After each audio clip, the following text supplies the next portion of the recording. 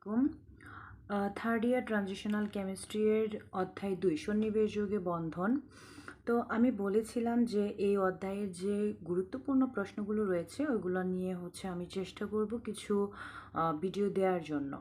তো এখানে অক্টাহেড্রাল যৌগের ডি অরবিটালের বিভাজন অথবা চতুস্থলকীয় যে যৌগগুলো রয়েছে, ইয়ান টেলরের বিকৃতি, এই কোশ্চেনগুলো বোঝার জন্য আমি বলেছিলাম ডি অরবিটালের যে আকৃতি এটা অনেক বেশি গুরুত্বপূর্ণ, কারণ এই ডি অরবিটালের আকৃতি বা বেসিকটা যদি না বোঝা যায় ভালো করে, তাহলে এই কোশ্চেনটা ভালো করে বোঝা যাবে না।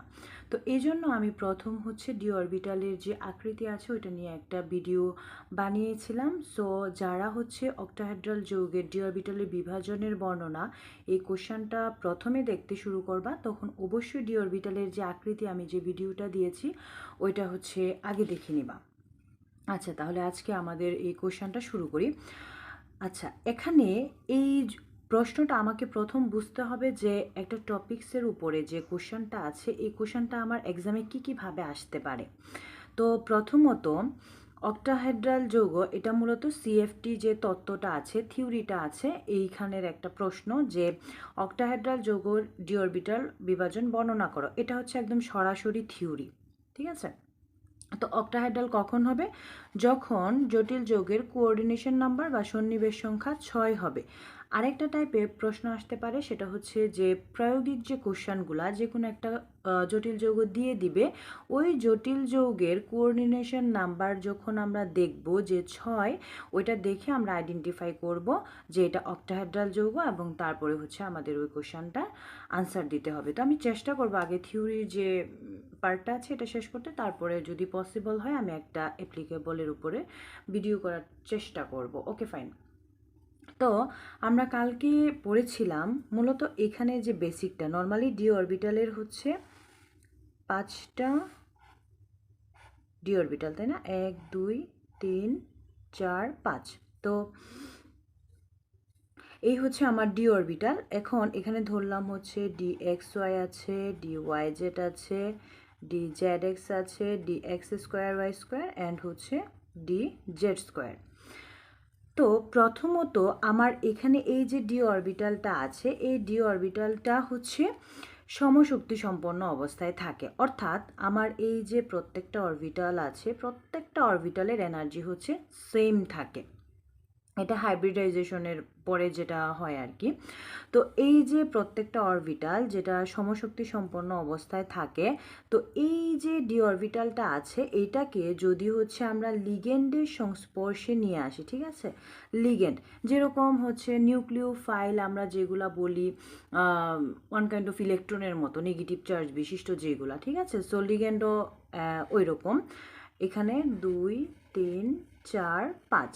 আচ্ছা, এই যে স্টেটটা, এইটা প্রথমটা একদম সমশক্তি সম্পন্ন অবস্থা,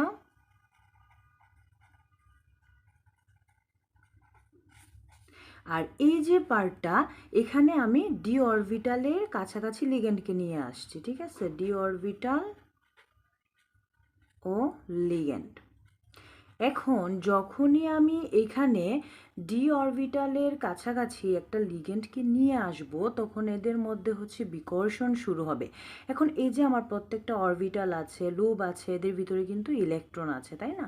সো ইলেকট্রনের চার্জ যদি আমরা সহজে বোঝার জন্য ধরি নেগেটিভ চার্জ বিশিষ্ট, লিগেন্ড এটাও একটা চার্জ নেগেটিভ চার্জ বিশিষ্ট ধরলাম। তার মানে কি দুইটার চেহারা সেম। সো এটা আমার সমধর্মী, আর সমধর্মী থাকলে তাদের মধ্যে কি হবে? বিকর্ষণ হবে। সো এইখানেও লিগেন্ডের মধ্যে লিগেন্ডের চার্জ ডি অরবিটাল যেটা আছে এদের মধ্যে বিকর্ষণ হবে। তো বিকর্ষণ যত বেশি হবে তার এনার্জি তত বেশি হবে। এনার্জি যত বেশি হবে যার ওইটা শক্তি স্তরে উপরে অবস্থান করে। এখন আমরা দেখব যে এই পাশে আমরা এনার্জি প্রোফাইল দেখাই, হ্যাঁ, এটা আমার ই। তার মানে নিচ থেকে যত উপরের দিকে যাচ্ছে এনার্জি বাড়ছে। ফর এক্সাম্পল আমি এখানে ধরতে পারি যে 1 2 3 4 5 এরকম করে 6 7 8 9 10 এরকম করে এনার্জি বাড়ছে। তো এখন এইখানে যে ঘটনাটা ঘটবে সেটা মূলত হচ্ছে ওই যে আমরা ডি অরবিটালের শেপ শিখেছিলাম, যে 5টা ডি অরবিটালের মধ্যে আমরা পড়েছিলাম 3টা হচ্ছে আমার নন অ্যাক্সিয়াল ছিল, তাই না? আর হচ্ছে 2টা ছিল আমার অ্যাক্সিয়াল বা অক্ষ বরাবর। এখন মূলত এই যে ডি অরবিটাল এবং লিগেন্ড পরস্পরের সাথে যখন বিকর্ষণ হইল, বিকর্ষণ হওয়ার পরে এদের মধ্যে স্প্লিটিং হয়, ঠিক আছে, অর্থাৎ এটা ব্রেক হয়, ভেঙে যায়। স্প্লিটিং হওয়ার পরে এইখানে হচ্ছে আমার 3টা অরবিটাল অবস্থান করে, যেটাকে আমরা T2G বলি, আর এইখানে হচ্ছে ইজি সেট এবং এইখানে হচ্ছে 2টা অরবিটাল অবস্থান করে। এখন আমার প্রশ্নটা হচ্ছে যে এই যে টোটাল 5টা অরবিটাল ছিল, 5টা অরবিটালের মধ্যে নিচে কেন 3টা যাচ্ছে আর উপরে কেন 2টা যাচ্ছে, তাই না? এইটা তো হচ্ছে একটা ইম্পর্টেন্ট কোয়েশ্চেন। সো এই জায়গাটাতে মূলত যে ঘটনাটা ঘটে সেটা হচ্ছে এই ডি অরবিটালের শেপগুলার কারণে। তো 3টা যে আমার নন অ্যাক্সিয়াল ছিল সেটা ছিল DXY, DYZ অ্যান্ড হচ্ছে DZX, তাই না? সো এরা ছিল এইভাবে অবস্থান করতো, অর্থাৎ তল বরাবর অবস্থান করত। আচ্ছা, আর 2টা ছিল আমার অ্যাক্সিয়াল, সেটা হচ্ছে অক্ষ বরাবর অবস্থান করত এরকমভাবে। আর এটা হচ্ছে আমার DZ স্কোয়ার, এটা হচ্ছে DX² Y², আর এই 3টা DXY, DYZ, DZX। এখন আসো আমরা দেখি এদের সঙ্গে লিগেন্ডের যে বিকর্ষণটা হচ্ছে, হওয়ার পরেই তো এখানে স্প্লিটিংটা হচ্ছে। সো এটা কিভাবে হচ্ছে, এখানে একটা জিনিস খেয়াল করো, আমি এটা একটু বড় করে শেপটা দেখাই, যে এইখানে লিগেন্ডগুলা হচ্ছে তল বরাবর আছে, আর আমি আরেকটা দেখাবো যেটাতে হচ্ছে অক্ষ বরাবর আছে। হ্যাঁ, অক্ষ বরাবর। এখন আমরা চিন্তা করি মেটাল আর হচ্ছে লিগেন্ড, তাই তো? আচ্ছা, এখন এই যে আমার যেটা অক্ষের উপরে আছে এইটার এই দিক থেকে লিগেন্ড কি করে, মেটালকে ইলেকট্রন দেয়, তাই তো, স্বাভাবিকভাবে। আচ্ছা, এখন এখানে আমরা, এটা হচ্ছে আমার ধাতু ডি অরবিটালের ইলেকট্রনের যে লুপটা, আর এইখানে আমি চিন্তা করি লিগেন্ডের, ঠিক আছে? তাহলে এটা লিগেন্ড, এটা হচ্ছে মেটাল।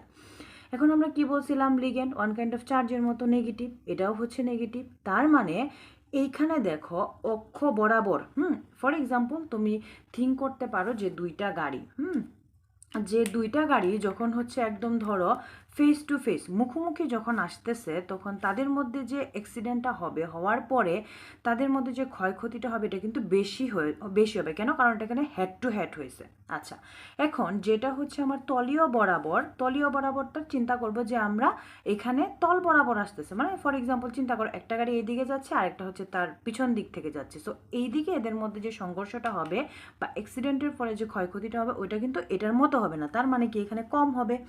আচ্ছা, তাহলে এইটাতে যখন লিগেন্ডটা আসতেছে, পুশ করতেছে অক্ষ বরাবর, এইটা প্লাস হচ্ছে মেটালের যে অরবিটাল, এইটা 2টার মুখ একদম সামনের দিক বরাবর। সো সামনের দিক বরাবর থাকার কারণে এদের মধ্যে কি হচ্ছে, বিকর্ষণ বেড়ে যাচ্ছে। তো বিকর্ষণ যত বেশি হবে তার এনার্জি তত বেশি হবে, যার এনার্জি যত বেশি হবে সে শক্তি স্তরে তত উপরে অবস্থান করবে, এই এনার্জি প্রোফাইল ডায়াগ্রাম অনুসারে। এখন আমার অক্ষ বরাবর কে কে ছিল, 2জন ছিল, DX² Y² এবং DZ²। তার মানে এইখানে ডি অরবিটাল এবং লিগেন্ডের মধ্যে যখন বিকর্ষণ হচ্ছে, যারা অক্ষ বরাবর 2জন ছিল, DX² Y² এবং DZ², এই অক্ষ বরাবর থাকার কারণে অক্ষ বরাবর লিগেন্ডগুলা যখন আসার ফলে এদের মধ্যে বিকর্ষণ বেড়ে গেছে। বিকর্ষণ বেড়ে যাওয়ার কারণে এই ইজি সেটের মধ্যে এই 2টা DX² Y² এবং DZ² এদের এনার্জি বেড়ে গেছে, যার কারণে এই 2টা অক্ষ বরাবর থাকার কারণে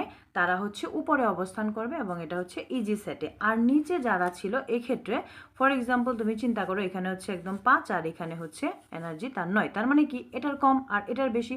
তো এখানে কম কেন হলো, কারণ তারা যে 3জন ছিল, তারা 3জনের ক্ষেত্রে ধরো ফর এক্সাম্পল এই দিক থেকে হচ্ছে লিগ্যান্ড আমার অ্যাটাক করতেছে। এখন এখানে ধাতুর যে ডি অরবিটাল এটা একটু উপরের দিকে আছে আর এটা তো এই দিক থেকে আসবে, তার মানে হেড টু হেড বিকর্ষণ মানে সংঘর্ষটা হচ্ছে না।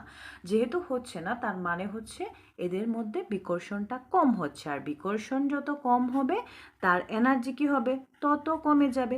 এই জন্য T2G সেটের ক্ষেত্রে DXY, DYZ এবং DZX এই 3টা হচ্ছে নিচের দিকে থাকে। এখন অক্টাহেড্রাল যৌগ মানে হচ্ছে কি আমার একটা মেটাল তার চতুর্দিকে হচ্ছে 6টা লিগ্যান্ড অবস্থান করবে, এটা একটা মেটাল ফর এক্সাম্পল, ঠিক আছে? তাহলে 1টা 2টা 3টা 4টা 5টা 6টা, এই যে সাইট আছে 6টা, এর চারদিকে হচ্ছে লিগ্যান্ডগুলা একদম অবস্থান করবে, ঠিক আছে? এখন এই যে অবস্থান করার সময় এখানে মেটালের সাথে লিগ্যান্ডের যখন বিকর্ষণ হবে এর মধ্যে দুইজন একদম অক্ষ বরাবর থাকবে। কোন দুইজন? dx²y² এবং dz²। এই জন্য অক্ষ বরাবর থাকার কারণে তাদের বিকর্ষণ বেড়ে যাওয়া, এনার্জিটা বেড়ে যায়। আর বাকি যে লিগ্যান্ডগুলো আছে যে ডি অরবিটালের সাথে তল বরাবর অবস্থান করে, এই জন্য এদের মধ্যে বিকর্ষণ কম হয়, সংঘর্ষ কম হয়, বিকর্ষণ কম হয়, যার কারণে এদের যে এনার্জিটা আছে এই এনার্জিটা হচ্ছে কমে যায়। এখন এখানে দেখো আমি এই কোশ্চেনটা যেইভাবে বুঝাইছি ঠিক সিমিলার, মানে আমি যা যা বলছি ঠিক সিমিলার ওইভাবে এখানে ব্যাখ্যাটা দেওয়া আছে এবং আমি প্রত্যেকটাকে স্টেপ বাই স্টেপ আকারে এখানে ব্যাখ্যাটা দিয়েছি।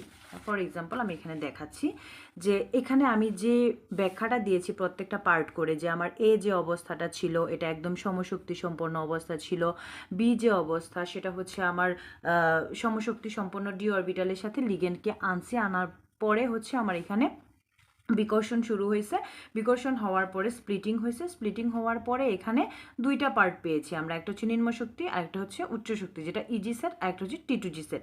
এই প্রত্যেকটা আমি যেইভাবে বলছি ঠিক সেইভাবেই এখানে ব্যাখ্যাটা দিয়েছি, যেটা বইয়ে অনেক কঠিন ভাষায় লিখছে এবং আমাদের যে বাংলা ভার্সনের যে বইগুলো আছে এগুলোতে তো প্রায় অনেক আরও ভুলও আছে।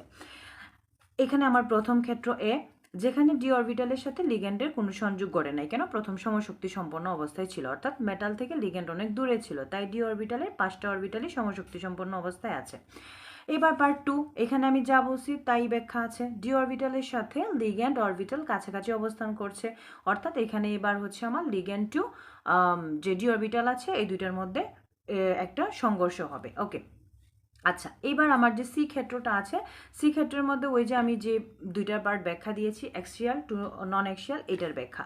ডি অরবিটালের মধ্যে এই যে dx²y² dz², দুইটা অরবিটাল অক্ষ বরাবর থাকে, যার কারণে লিগ্যান্ডগুলো অরবিটালের সাথে মুখোমুখি অতিক্রমণ করে, এই জন্য বিকর্ষণ বেশি হয়, এনার্জি বেড়ে যায়। আর বাকি যেগুলা থাকে তিনটা, এই তিনটা হচ্ছে নন অ্যাক্সিয়াল বরাবর অবস্থান করে, এই জন্য এরা বিকশিত হয়ে টি2জি সেট গঠন করে। এই হচ্ছে আমার এই থিওরিটার ব্যাখ্যা। এখন এইখানে এই যে আমার এনার্জি গ্যাপটা হয়, যেটা হচ্ছে এই পার্ট পর্যন্ত, এটার মান হচ্ছে 0.4, আর এইখানে যতটুকু হয় এনার্জি ব্যারিয়ারের এই পার্টটা, এটা হচ্ছে 0.6 হয়। এখন এই থিওরির জন্য এতটুকু আনসার এনাফ। এখন এখান থেকে আরেকটা টাইপের কোশ্চেন আসতে পারে যে সিএফএসসি হিসাব করো। সিএফএসসি মানে হচ্ছে কি ক্রিস্টাল ফিল্ড স্টেবিলাইজেশন এনার্জি, অর্থাৎ এই যে স্প্লিটিং হওয়ার কারণে তাদের মধ্যে এনার্জির যে পার্থক্যটা হলো, এই পার্থক্যটাকেই বলা হয় হচ্ছে সিএফএসসি, অর্থাৎ ক্রিস্টাল ফিল্ড স্টেবিলাইজেশন এনার্জি। তো এখন এখান থেকে এই ছোট ছোট কোশ্চেনগুলো, অর্থাৎ ডি1 অরবিটালে কয়টা গিয়েছে, ডি8-এ কয়টা গিয়েছে, এইগুলা হিসাব করতে আসে এবং সেটা হচ্ছে 2 মার্কসের জন্য আসে। আচ্ছা, এখন এইখানে আমার ইলেকট্রনগুলা কিভাবে ঢুকছে, কিভাবে অবস্থান করবে, এটা বোঝার জন্য আমাকে স্ট্রং ফিল্ড লিগ্যান্ড এবং ওয়েক ফিল্ড লিগ্যান্ড সম্পর্কে আইডিয়া থাকতে হবে। এবং এই কোশ্চেনটা যখন আমি বুঝে যাব তখন এই কখন অ্যাপ্লিকেবল টাইপের কোশ্চেন যখন দিবে যে অক্টাহেড্রাল যৌগ এবং যে চতুস্থলকীয় যে যৌগগুলো রয়েছে টেট্রাহেড্রাল যৌগ, ওদের চৌম্বক ধর্ম ব্যাখ্যা করো। তো চৌম্বক ধর্মটা আমি কিভাবে ব্যাখ্যা করব? কোঅর্ডিনেশন নাম্বার 4 হইলে কিভাবে ইলেকট্রনগুলো অবস্থান করবে, যদি তারা স্ট্রং ফিল্ড লিগ্যান্ড হয় তাহলে তারা সবসময় হচ্ছে পেয়ারভাবে থাকতে চাইবে, মানে জোড়া অবস্থায়, তার মানে সেটা হচ্ছে জোড়া অবস্থায় থাকার কারণে ওইটা ডায়াচুম্বকীয় হয়ে যাবে। আর যারা হচ্ছে ওয়েক ফিল্ড লিগ্যান্ড আছে ওরা কি করবে? আনপেয়ার অবস্থায় থাকতে চায়। তো আনপেয়ার অবস্থায় থাকার জন্য ওরা হচ্ছে প্যারাচুম্বকীয় ধর্ম প্রদর্শন করে এবং এভাবে অবস্থান করবে। সো এটা হচ্ছে আরেকটা পার্ট। সো আজকে এই পর্যন্তই থাকুক। এই কোশ্চেনটা নিয়ে আমরা যতটুকু অ্যানালাইসিস করার, থিওরি ব্যাখ্যা করা, এটা আমরা করেছি। নেক্সট হচ্ছে আমি চেষ্টা করব প্রায়োগিক একটা কোশ্চেনের উপর ভিডিও বানানোর জন্য। আর আমাদের এই ট্রানজিশনাল কেমিস্ট্রি এর পেড ব্যাচের কোর্সটা প্রায় শেষ হয়ে গেছে, শেষের দিকে। আর এখন নতুন যে বেচটা আছে সেটা হচ্ছে দ্বিতীয় বর্ষের নন মেজর ইলেকট্রিসিটি ফিজিক্স, যেটা ওটা দিয়ে শুরু করছি, আর হচ্ছে অর্গানিক। আর ফার্স্ট ইয়ারেরটাও খুব শীঘ্রই শুরু করতে চাচ্ছি। যাদের যে কোনো মানে অনার্স থেকে মাস্টার্স পর্যন্ত কেমিস্ট্রি আর নন মেজর যে ফিজিক্স আছে, যে কোনো কোর্স যদি কারো লাগে এবং তাহলে হচ্ছে তোমরা আমার পেজে নক দিয়ে বিস্তারিত জানতে পারো। আর হচ্ছে ভালো লাগলে চ্যানেলটা অবশ্যই সবাই সাবস্ক্রাইব করবে। ওকে, আজকে এই পর্যন্তই।